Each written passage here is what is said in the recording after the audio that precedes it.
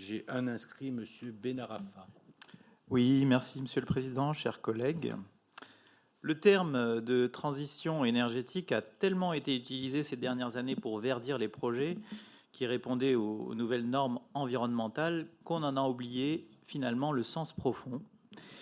La transition énergétique, c'est aller vers un modèle énergétique qui permette de satisfaire de manière durable, équitable et sûre pour les hommes et leur environnement les besoins en énergie des citoyens et de l'économie française dans une société sobre en ressources naturelles, en énergie et en carbone.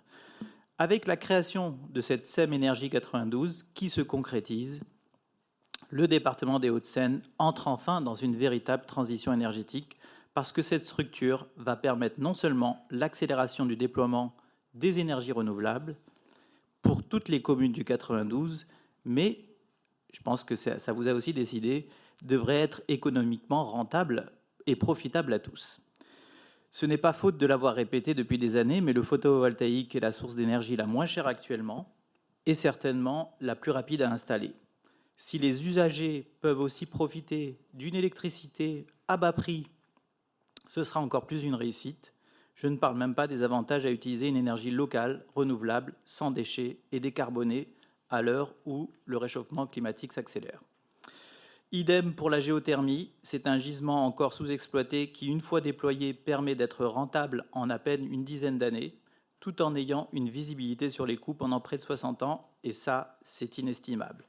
On peut chauffer des dizaines de milliers d'habitations sans être, comme c'est le cas actuellement, à la merci des variations du coût du pétrole ou du gaz.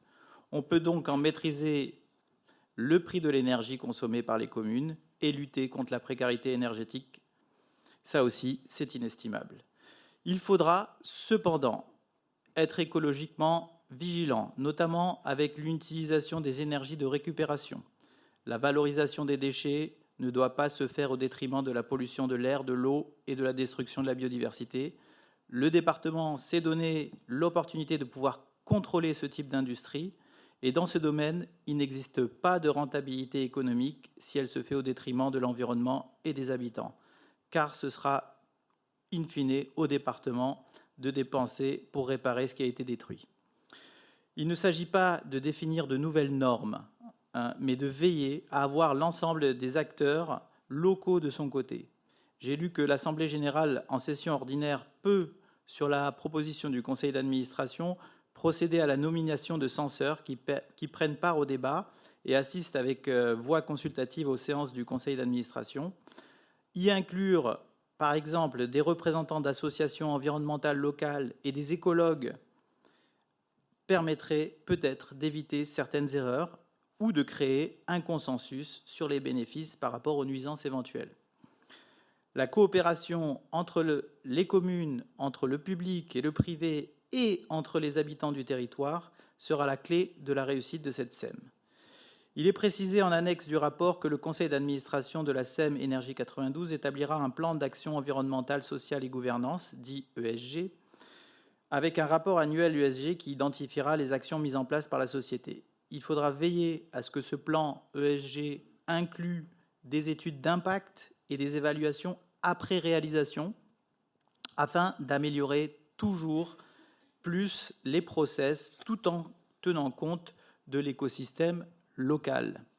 Il faudra aussi prendre en compte le système et l'écosystème global si on veut que la SEM Énergie soit source d'innovation et de redéploiement industriel français.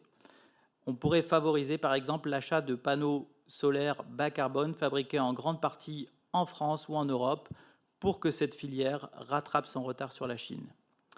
Pour finir, il ne faut pas oublier que la définition de transition énergétique inclut la notion de sobriété, qui est un domaine dans lequel notre département doit encore faire mieux. Autrement, tous les efforts de solidarité entre les communes pour tendre vers une autonomie énergétique seront vains. Je vous remercie.